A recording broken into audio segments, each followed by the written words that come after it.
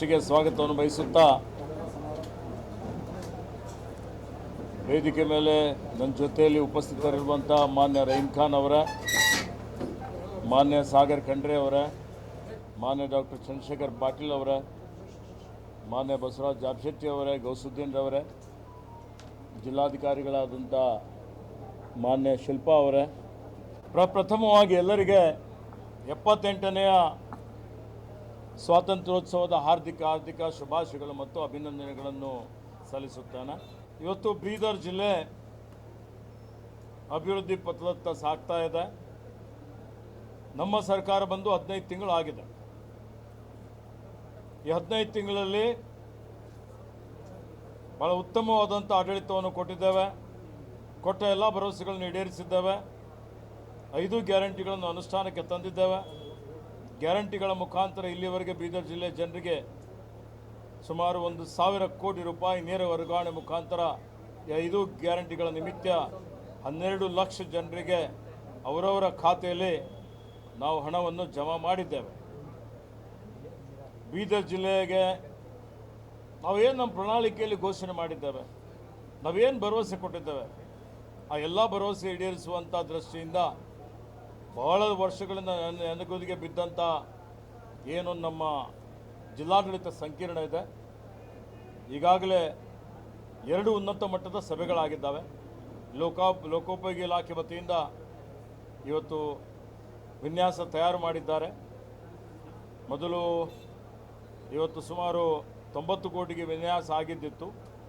ಸ್ವಲ್ಪ ಅದರಲ್ಲೇ ಮಿತವ್ಯಯ ಮಾಡಬೇಕು ಅಂತೇಳಿ 75 ಕೋಟಿ ರೂಪಾಯಿಗೆ ಒಂದು ವಿನ್ಯಾಸವನ್ನು ಸಿದ್ಧಪಡಿಸಿದ್ದಾರೆ. ಮತ್ತು ಅದು ಸಚಿವ ಸಂಪುಟಕ್ಕೆ ಬರಬೇಕಾಗಿದೆ. ಅದು ಬರುವಂಥ ಒಂದು 15 ದಿವಸಗಳ ಒಳಗಾಗಿ ಅದನ್ನು ಸಚಿವ ಸಂಪುಟಕ್ಕೆ ತರಿಸಿ ಆಡಳಿತಾತ್ಮಕ ಅನುಮೋದನೆ ಕೊಟ್ಟು ಟೆಂಡರ್ ಮಾಡಿ 2 ತಿಂಗಳ ಒಳಗಾಗಿ ಶಂಕುಸ್ಥಾಪನೆ ಮಾಡಿ ಮುಂದಿನ ಡಿಸೆಂಬರ್ ಒಳಗಾಗಿ ಹೊಸ ಜಿಲ್ಲಾಡಳಿತ ಸಂಕೀರ್ಣ ಇದ್ದ ಸ್ಥಳದಲ್ಲಿಯೇ ಎಲ್ಲಿ ಜಿಲ್ಲಾಡಳಿತ ಇದೆ ಅಲ್ಲಿಯೇ ನಿರ್ಮಾಣ ಮಾಡುವಂಥ ಒಂದು ಕೆಲಸ ಪ್ರಾರಂಭ ಮಾಡ್ತೀವಿ ಅನ್ನುವಂಥ ಒಂದು ಭರವಸೆಯನ್ನು, ಒಂದು ಮಾತನ್ನು ಇಲ್ಲಿ ತಮ್ಮ ಮುಖಾಂತರ ಬೀದರ್ ಜಿಲ್ಲೆ ಜನರಿಗೆ ನಾನು ಹೇಳಲಿಕ್ಕೆ ಇಷ್ಟಪಡ್ತಾ ಇದ್ದೀನಿ. ಆರೋಗ್ಯದ ಕ್ಷೇತ್ರದಲ್ಲಿ ಈಗಾಗಲೇ ಬ್ರಿಮ್ಸ್ ಆಸ್ಪತ್ರೆಯಲ್ಲಿ ಸುಮಾರು 20 ಕೋಟಿ ರೂಪಾಯಿ ವೆಚ್ಚದಲ್ಲಿ ಕ್ಯಾಥ್ಲ್ಯಾಬ್ ನಿರ್ಮಾಣ ಕಾಮಗಾರಿ ನಡೀತಾ ಇದೆ. ಆದಷ್ಟು 1-2 ತಿಂಗಳ ಒಳಗಾಗಿ ಆ ಕಾಮಗಾರಿ ಪೂರ್ಣಗೊಳಿಸಿ ಈ ಕ್ಯಾಥ್ಲ್ಯಾಬನ್ನು ಜಿಲ್ಲೆ ಜನರ ಆರೋಗ್ಯಕ್ಕಾಗಿ ಆರೋಗ್ಯ ಭಾಗ್ಯ ಅಂತ ಏನು ನಾವು ಇವತ್ತು ಹೇಳ್ತೀವಿ, ಅದನ್ನು ಇಲ್ಲೇ ಕೈಗೆಟುಕುವ ದರದಲ್ಲಿ ಎಲ್ಲ ಚಿಕಿತ್ಸೆ ಸಿಗಬೇಕು ಅಂತ ಹೇಳಿ ಲೋಕಾರ್ಪಣೆ ಮಾಡ್ತೀವಿ ಅನ್ನುವಂಥ ಒಂದು ಮಾತನ್ನು ಹೇಳಲಿಕ್ಕೆ ಬಯಸ್ತಾ ಇದ್ದೀನಿ. ಅದೇ ರೀತಿಯಲ್ಲಿ ಬೀದರ್ಗೆ ಇವತ್ತು ಮಕ್ಕಳು ಆಸ್ಪತ್ರೆಗೆ 16 ಕೋಟಿ ರೂಪಾಯಿ ಮಂಜೂರಾತಿ ಮಾಡಿದ್ದೇವೆ. ಹಾಗೆ ಇವತ್ತು ಸುಮಾರು 8 ಹೊಸ ಇವತ್ತು ಏನು ಪ್ರಾಥಮಿಕ ಆರೋಗ್ಯ ಕೇಂದ್ರಗಳು ಬೀದರ್ ಜಿಲ್ಲೆಗೆ ನಾವು ಮಂಜೂರಾತಿ ಮಾಡಿಸಿದ್ದೇವೆ. ಹಾಗೆ ಇವತ್ತು ಏನು ಸುಮಾರು 3 ಪ್ರಾಥಮಿಕ ಆರೋಗ್ಯ ಕೇಂದ್ರಗಳನ್ನು ಇವತ್ತು ಮೇಕರ್ ಮತ್ತು ಇನ್ನಿತರ 2 ಅವನ್ನು ಇವತ್ತು ಸಮುದಾಯ ಆರೋಗ್ಯ ಕೇಂದ್ರಗಳನ್ನಾಗಿ ಮೇಲ್ದರ್ಜೆಗೆ ಏರಿಸಿದ್ದೇವೆ. ಆರೋಗ್ಯದ ಕ್ಷೇತ್ರದಲ್ಲೂ ಹೆಚ್ಚಿನ ಒಂದು ಇವತ್ತು ಅದಕ್ಕೆ ಒತ್ತು ಕೊಡುವಂಥ ಕೆಲಸ ನಮ್ಮ ಸರ್ಕಾರ ಮಾಡ್ತಾ ಇದೆ ಅನ್ನುವಂಥ ಒಂದು ಮಾತನ್ನು ನಾನು ಇಲ್ಲಿ ಹೇಳಿಕೆ ಬಯಸ್ತಾ ಇದ್ದೀನಿ. ಅರಣ್ಯ ಇಲಾಖೆ ವತಿಯಿಂದ ಈ ವರ್ಷ 20 ಲಕ್ಷ ಸಸಿ ನೆಡಬೇಕು ಅಂತ ಮಾಡಿ 5 ಲಕ್ಷ ಟಾಲ್ ಸೀಡ್ಲಿಂಗ್ಸ್ ಎತ್ತರದ ಸಸಿಯನ್ನು ನೆಡುವಂಥ ಕೆಲಸ ಮಾಡಿದ್ದೇವೆ. 20 ಲಕ್ಷ ಗುರಿ ಕೊಟ್ಟಿದ್ದೇವೆ, 15 ಲಕ್ಷ ಗುರಿ ತಲುಪಿದ್ದೇವೆ. ಮತ್ತು ಇನ್ನೂ 5 ಲಕ್ಷ ಈ ಆಗಸ್ಟ್ ಒಳಗಾಗಿ ಸಸಿ ನೆಡುವಂಥ ಕೆಲಸ ಮಾಡ್ತೀವಿ. ಒಂದು ಟ್ರೀ ಪಾರ್ಕ್ ವೃಕ್ಷೋದ್ಯಾನ ಮಾಡುವಂಥದ್ದು, ಒಂದು ಇವತ್ತಿನ ದಿವಸ ಏವಿಯರಿ ಮಾಡುವಂಥದ್ದು. ಇವತ್ತು ನಮ್ಮ ಏವಿಯರಿ ಅಂದರೆ ನಿಮ್ಮ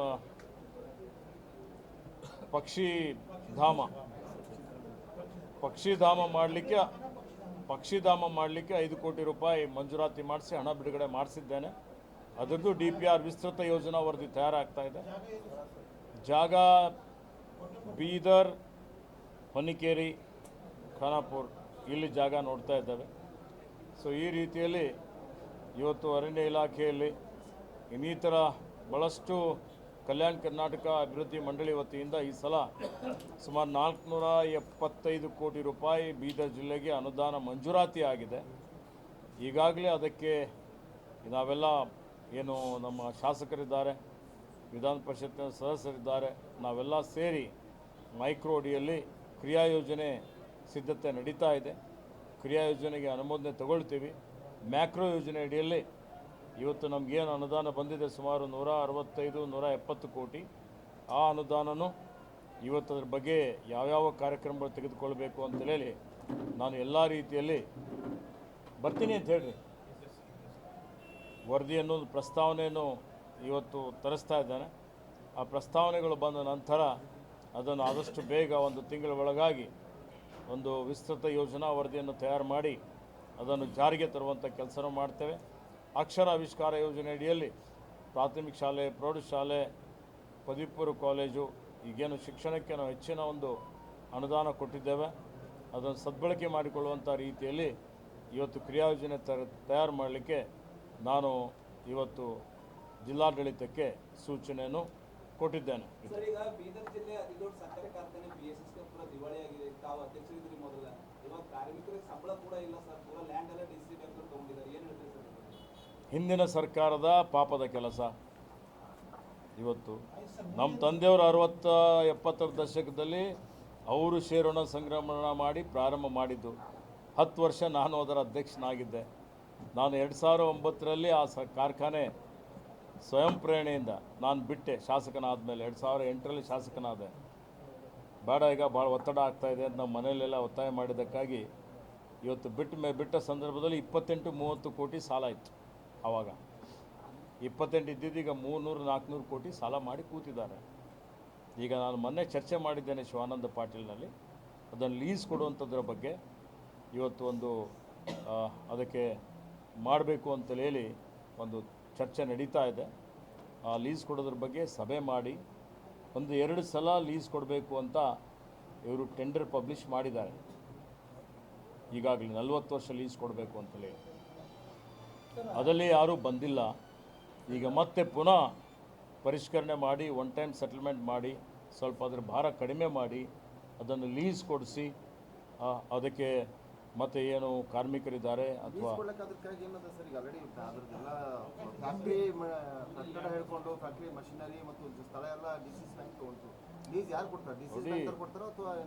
ಸರ್ಕಾರನೇ ಕೊಡ್ತದೆ. DC ಬ್ಯಾಂಕ್ ಜೊತೆಲಿ ಮಾತಾಡ್ತೀವಿ. 1 ಟೈಮ್ ಸೆಟಲ್ಮೆಂಟ್ ಏನಿದೆ, 1 ಟೈಮ್ ಸೆಟಲ್ಮೆಂಟಲ್ಲಿ ಬಡ್ಡಿ ಬಿಡ್ರಿ. ಏನು 100-120 ನಾನು ನೋಡಿದ್ದೇನೆ. ಬಡ್ಡಿ ಹಿಡಿದ್ರೆ 250 ಕೋಟಿ ಆಗ್ತದೆ. ಬಡ್ಡಿ ಬಿಟ್ಟರೆ ಇವತ್ತು 100-120 ಕೋಟಿ ರೂಪಾಯಿ ಆಗುತ್ತೆ. ಆ ಬಡ್ಡಿ ಅದರದ್ದಿದೆ, ಅಪೆಕ್ಸ್ ಬ್ಯಾಂಕ್ದಿದೆ ಮತ್ತು ಕಾರ್ಮಿಕರದಿದೆ. ಇದೆಲ್ಲ ನೋಡಿಕೊಂಡು ಬಡ್ಡಿ ಬಿಟ್ಟು 1 ಟೈಮ್ ಸೆಟಲ್ಮೆಂಟಲ್ಲಿ ಇವತ್ತು ಕಡಿಮೆ ಮಾಡಿ ಲೀಸ್ ಯಾರಿಗಾದರೂ ಒಬ್ಬರು ಕೈಗಾರಿಕೋದ್ಯಮಗಳಿಗೆ ಇವತ್ತು ಇದನ್ನು 40 ವರ್ಷಕ್ಕೆ ಇದು ನಾವು ಲೀಸ್ ಕೊಟ್ಟರೆ ಅದು ಪುನಃ ಅದನ್ನು ನಾವು ಪ್ರಾರಂಭ ಮಾಡುವಂಥದ್ದಕ್ಕೆ ಪ್ರಯತ್ನ ಮಾಡ್ಬೋದು. ಆ ಪ್ರಯತ್ನ ಒಬ್ಬ ಮಂತ್ರಿಯಾಗಿ ಅದನ್ನು ಮಾಡ್ತೀನಿ ಅನ್ನುವಂಥ ಮಾಡಲಿಕ್ಕೆ ಪ್ರಯತ್ನ ಮಾಡ್ತೀನಿ ಅಂತ ಹೇಳ್ತೀನಿ.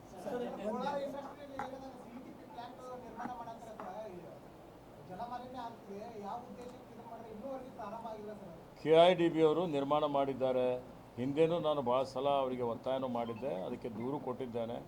ನಿರ್ಮಾಣ ಮಾಡಿದ್ದಾರೆ, ಕಾರ್ಯಗತ ಮಾಡಿರಲಿಲ್ಲ. ನಾನು ಬಂದ ಮೇಲೆ ಪೂರ್ತಿ ಆಗಿದೆ ಅನ್ನುವಂಥ ವರದಿಯನ್ನು ಕೊಟ್ಟಿದ್ದಾರೆ. ಅಲ್ಲಿರುವಂಥ ಕೈಗಾರಿಕೆಗಳು ಮತ್ತು KIDB ವ್ಯಾಪ್ತಿಯಲ್ಲಿ ಬರುವಂಥ ಕಾಮನ್ ಎಫ್ಲುಯೆಂಟ್ ಟ್ರೀಟ್ಮೆಂಟ್ ಪ್ಲ್ಯಾಂಟ್ ಏನಿದೆ, ಈ ಪ್ಲ್ಯಾಂಟ್ನವ್ರ ಜೊತೆಯಲ್ಲಿ ಒಡಂಬಡಿಕೆ ಮಾಡಿಕೊಳ್ಬೇಕಾಗ್ತದೆ. ಮೋಸ್ಟ್ಲಿ ನಮ್ಮ ಜಿಲ್ಲಾಧಿಕಾರಿಯವರು ಅದಕ್ಕೆ ಪ್ರಯತ್ನ ಮಾಡಿದ್ದಾರೆ. ಅಲ್ಲಿ ಅದನ್ನು ಒಡಂಬಡಿಕೆ ಮಾಡಿಸ್ಕೊಳ್ಳುವಂಥ ರೀತಿಯಲ್ಲಿ KIDB ಅಧಿಕಾರಿಗಳಿಗೆ ಮಾನ್ಯ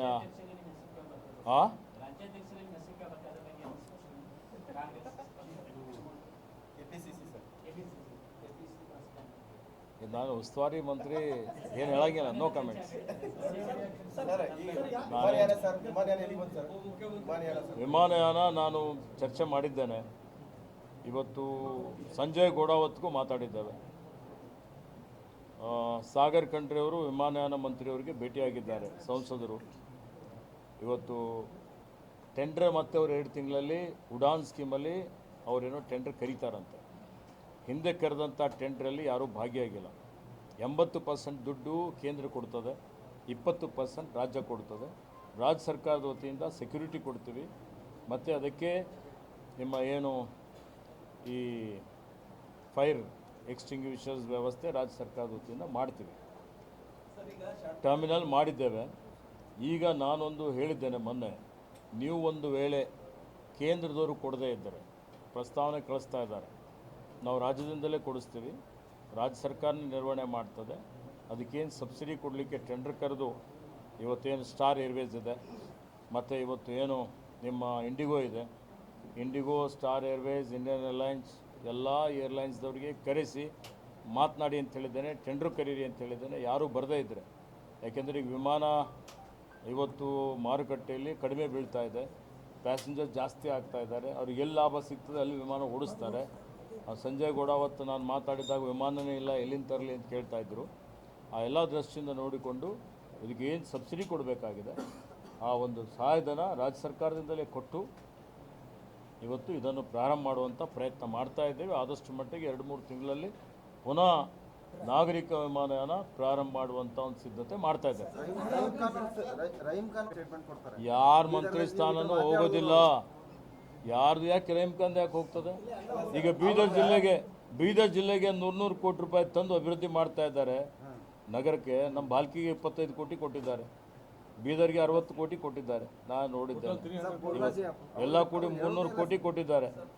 ಮತ್ತು ಇವತ್ತು ನೋಡಿ ಎಲ್ಲ ವ್ಯವಸ್ಥೆ ಮಾಡ್ತೇವೆ.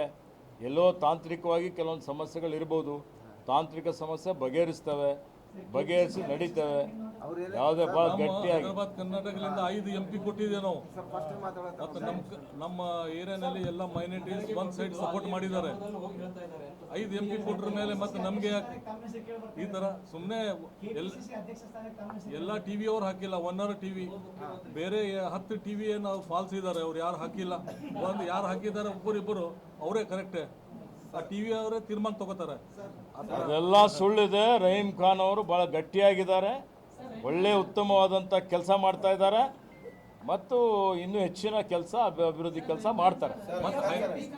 ಒಬ್ಬರು ಇದ್ದಾರೆ ಮೈನಾರಿಟಿ ಇಲ್ಲಿ ಜನ ತುಂಬಾ ಮೊದಲೇ 5 ಮೆಂಬರ್ MP ಕ್ಯಾಂಡಿಡೇಟ್ ಕೊಟ್ಟಿದ್ದಾರೆ. ಮತ್ತೇನು ಬೇಕು?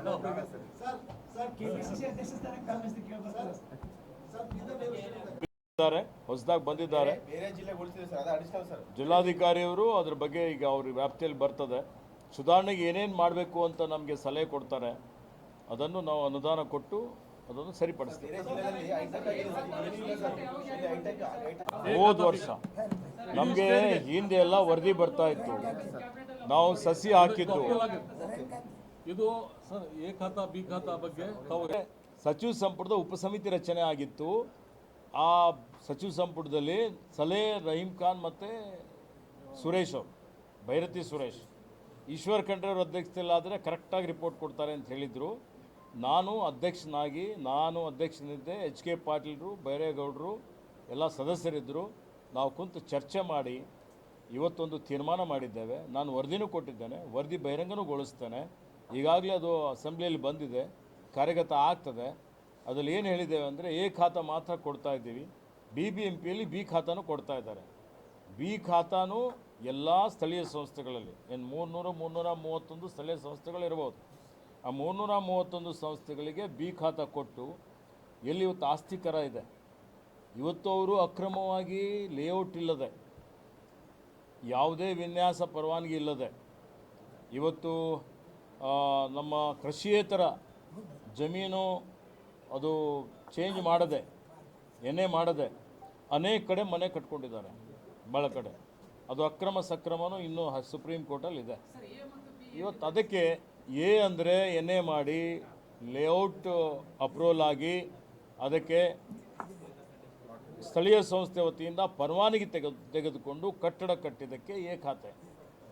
ಸ್ವಂತ ಸರ್ಕಾರಿ ಜಮೀನಲ್ಲಲ್ಲ, ಒತ್ತುವರಿ ಮಾಡಿ ಜಮೀನಲ್ಲಲ್ಲ, ಸ್ವಂತ ಜಮೀನಲ್ಲಿ ಯಾರು ಕಟ್ಟಡ ಕಟ್ಟಿದ್ದಾರೆ, ಪರವಾನಗಿ ತೆಗೆದುಕೊಂಡಿಲ್ಲ, ಅವ್ರದ್ದು ಒಂದು ಕಡೆ ಅವರಿಗೆ ನಾವು ಆ್ಯಕ್ಷನ್ನು ತೊಗೊಳಿಕ್ಕೆ ಆಗ್ತಾಯಿಲ್ಲ, ಇನ್ನೊಂದು ಕಡೆ ಅವ್ರದ್ದು ಇವತ್ತು ಆಸ್ತಿ ಕರನೂ ಬರ್ತಾ ಇಲ್ಲ.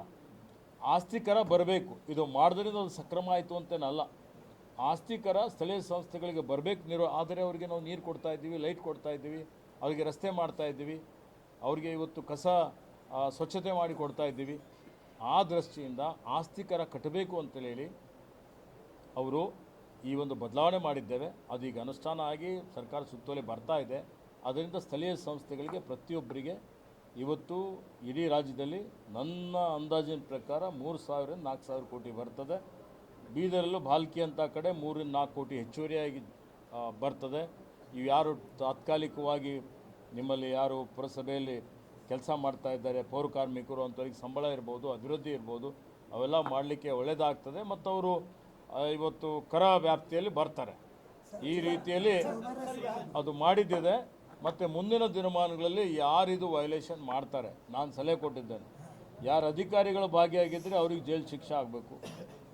ಅವರಿಗೆ ಯಾರ್ಯಾರು ಅದಕ್ಕೆ ಹೇಳಿದ್ದೀನಿ, ಆ ನನ್ನ ಸಲಹೆಯಲ್ಲಿ ಕೊಟ್ಟಿದ್ದೀನಿ. ಯಾರೇ ಮಾಡಿದರೆ 1 ಲಕ್ಷದವರೆಗೆ ದಂಡ ಹಾಕಬೇಕು ಅಂತ ಮಾಡಿದ್ದೇವೆ. ಇದು ಅನುಷ್ಠಾನ ಆದರೆ ಅವೈಜ್ಞಾನಿಕವಾಗಿ ಈಗ ನಗರೀಕರಣ ಏನಾಗ್ತಾ ಇದೆ, ಭಾಳಷ್ಟು ಪರವಾನಗಿ ಇಲ್ಲದೆ ಮನೆಗಳೆಲ್ಲ ಕಟ್ತಾ ಇದ್ದಾರೆ. ಇದು ಸ್ವಲ್ಪ ಡಿಸಿಪ್ಲಿನ್ ಬರುತ್ತೆ, ಸ್ವಚ್ಛತೆ ಬರುತ್ತೆ ಮತ್ತು ಬಡಾವಣೆಗಳು ಕ್ರಮಬದ್ಧವಾಗಿ ಯೋಜನಾಬದ್ಧವಾಗಿ ಬಡಾವಣೆಗಳು ಬರ್ತವೆ. ಮತ್ತು ಆ 30% ಸಸಿ ಎಲ್ಲೆಲ್ಲಿ ಹೋಗಿದ್ದು ಪುನಃ ಸಸಿ ನೆಟ್ಟಿದ್ದೇವೆ. ಈ ವರ್ಷ ಕನಿಷ್ಠ 90% ಸಸಿಗಳು ಉಳಿಯುವಂಥ ರೀತಿಯಲ್ಲಿ ಆಗಬೇಕು ಅಂದಾಗ ಟಾಲ್ ಸೀಡ್ಲಿಂಗ್ಸ್ ಎತ್ತರದ ಸಸಿ ಹಾಕಿದರೆ 7 ಫೀಟ್ 8 ಫೀಟ್ 9 ಫೀಟು ಅದರಲ್ಲಿ ಇವತ್ತು ಸಾಯುವಂಥದ್ದು ಪ್ರಮಾಣ ಭಾಳ ಕಡಿಮೆ ಆಗ್ತದೆ. 5 ಲಕ್ಷ ಬೀದರ್ದಿದೆ. ಸ್ಟೇಟ್ದು ನನಗೆ ವರದಿ 90% ಅಂತ ಕೊಟ್ಟಿದ್ದಾರೆ. 17ನೇ ತಾರೀಕಿಗೆ ವೆಬ್ಸೈಟ್ ಮೇಲೆ ಅಪ್ಲೋಡ್ ಮಾಡ್ತಾರೆ ಆ್ಯಕ್ಚುಲ್ ಏನಿದೆ ಅಂತ. 2.99 ಕೋಟಿ ಸಸಿ ನಾವು ನೆಟ್ಟಿದ್ದೇವೆ. 2.65 ಕೋಟಿ ಸಸಿ ರೈತರಿಗೆ ಕೊಟ್ಟಿದ್ದೇವೆ, ಅವ್ರ ಹೊಲಗದ್ದೆಗಳಲ್ಲಿ ನೆಟ್ಟಿದ್ದು. 2.99 ಕೋಟಿ ಸಸಿದು ಏನು ಹೋದ ವರ್ಷ ನಾವು ನೆಟ್ಟಿದ್ದು ಏನು ವರದಿ ಇದೆ, ಆ ವರದಿ ನಮಗೆ ನಾಳೆ ಅಥವಾ ನಾಡಿದ್ದು ವೆಬ್ಸೈಟಲ್ಲಿ ಓಪನ್ ಪಬ್ಲಿಕ್ ನೋಡಿ. ಬೇಸಿಗೆಯಲ್ಲಿ ವಾಟ್ರಿಂಗ್ ಮಾಡಬೇಕಾಗತ್ತೆ. ಬೇಸಿಗೆಯಲ್ಲಿ ವಾಟ್ರಿಂಗ್ ಮಾಡದೇ ಇದ್ದರೂ ಸಸಿಗಳು ಸತ್ತು ಹೋಗ್ತವೆ. ಅದಾದ ಕೇಳಿ ಇರುತ್ತೆ ನೋಡಿ. 10 to 20 ನೋಡಿ, ಹೌದು 10 to 20% ಅಂತೂ ಇವತ್ತು ಸಸಿಗಳು ಹೋಗೇ ಹೋಗ್ತವೆ. 10-20%. ಈಗ ಅವ್ರು 10% 30% ಇದ್ರು ನಮಗೆ ವರದಿ 10% ಅಂತ ಬರ್ತಾಯಿತ್ತು. ವಾಸ್ತವಿಕ ವರದಿ ಕೊಡಿ ಅಂದಾಗ 70% ಬಂದಿದೆ. ಅದಕ್ಕೆ ಅದರಲ್ಲಿ ಸುಧಾರಣೆ ಮಾಡಲಿಕ್ಕೆ, ಅಲ್ಲಿ ಟ್ರೀ ಗಾರ್ಡ್ ಹಾಕಲಿಕ್ಕೆ, ಅದು ನಿರ್ವಹಣೆ ಮಾಡಲಿಕ್ಕೆ ಅದಕ್ಕೆ ಇನ್ನೂ ಕೆಲವೊಂದು ಕೆಳ ಹಂತದಲ್ಲಿ ಸಿಬ್ಬಂದಿಗಳ ನೇಮಕಾತಿ ಮಾಡಿಕೊಂಡು 9 ತಿಂಗಳು ಅದಕ್ಕೆ ನೀರು ಉಣಿಸುವಂಥದ್ದು ಮಾಡಬೇಕಾಗ್ತದೆ. ಆ ಕ್ರಮ ತಗೊಳ್ತೀವಿ. ಧನ್ಯವಾದ.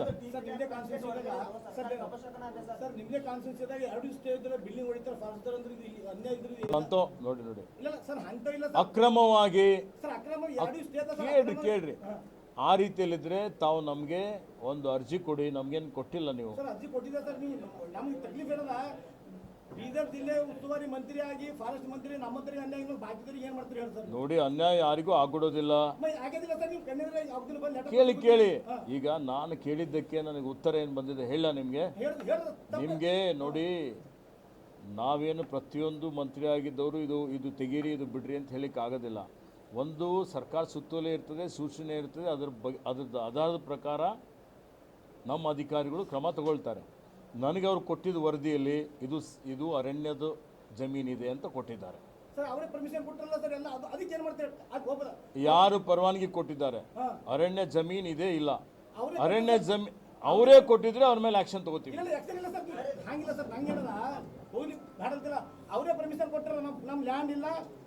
ಆಯ್ತು ಸಿದ್ದರಾಮಯ್ಯ ಸ್ವಾಮಿ ಅವರೇ, ಈಗ ವರದಿ ಬಂದಿದ್ದು ಇದು ಅರಣ್ಯ ಅಂತ ಬಂದಿದೆ.